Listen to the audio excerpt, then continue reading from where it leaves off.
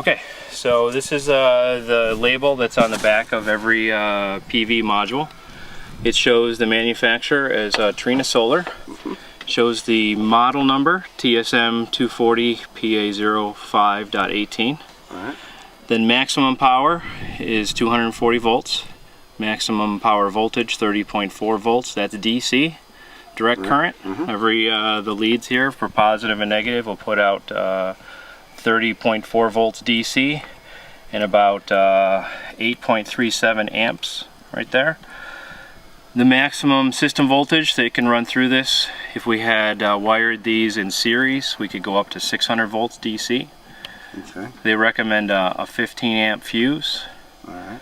It also gives you a fire rating and some other standard test condition information. So every module will have all of its ratings on the back there. Alright. So what we're doing is we're plugging these DC leads, 30 volts DC, 8.37 amps current, into a microinverter.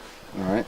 And the microinverter is then converting that DC to AC, alternating current, which is what you need to run appliances in your house. It'll bump up the voltage to 240 volts AC at about 1 amp. So it's 1 amp per microinverter. And we can put as many as 17 microinverters on one circuit. And then we have to change to another circuit and run, on this particular house we're going to have 17 and 14 for a 15 for a total of 32.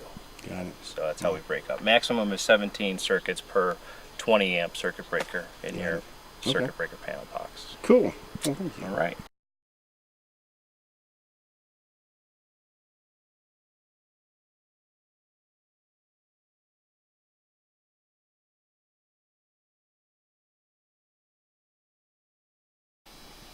So this is the Envoy system. Yep. And so Nice simple little white box. One a readout here will tell us what it's saying. Power cord goes in there. This is going to give us all the information we need. It's just not going to set up until we put it hooked into the internet. It won't tell us. It won't be able to monitor it. This is the collector of all the information. You really can't get a whole lot of detail out of this. Okay. It sends all its data to the internet, and that's where you get everything. Got it. So.